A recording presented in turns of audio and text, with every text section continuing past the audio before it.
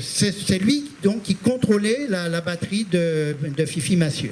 Donc, quand les troupes du capitaine Lacroix sont arrivées, elles ont vu qu'elles ne pouvaient pas passer parce que vous avez ça descend et là, il n'y avait pas d'arbre et donc ils étaient à vue et ils ne pouvaient pas passer la batterie. Ce qui fait qu'il a laissé quelques hommes avec un canon pour fixer les troupes et ils sont montés pour prendre un autre passage un peu plus haut qui s'appelait le passage du fer à cheval.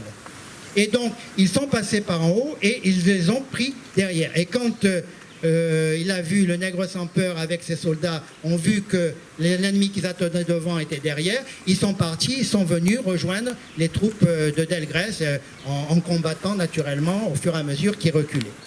L'autre colonne était partie donc de ce qu'on appelle la route de Choisy. Alors attention, la route de Choisy telle qu'on la connaît actuellement n'existait pas.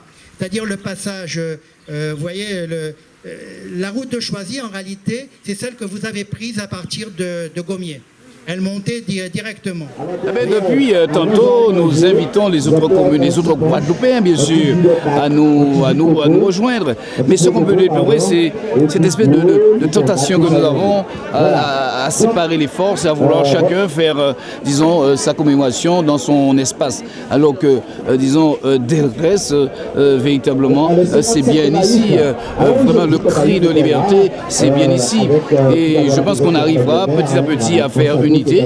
Et déjà, j'invite les Guadeloupéens à être le 28 mai avec nous sur la stèle de Delgrès. On aura déposé, disons, une gerbe et à nous recueillir un instant en mémoire de nos aînés, de nos aïeux, de nos grands-pères de la liberté.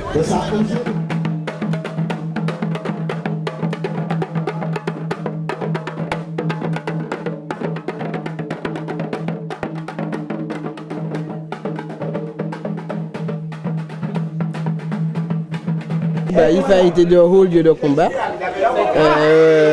concernant la libération de l'esclavage, mais surtout en fait les combats que Delgrès a menés.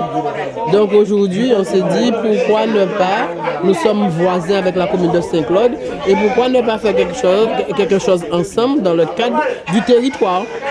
Donc c'est dans ce sens-là que on s'est associé à la ville de Saint-Claude, et pour une première fois, avec une soixantaine de personnes au départ, il n'y a pas eu de casse, tout le monde a pu faire la marche convenablement, avec un brin d'histoire.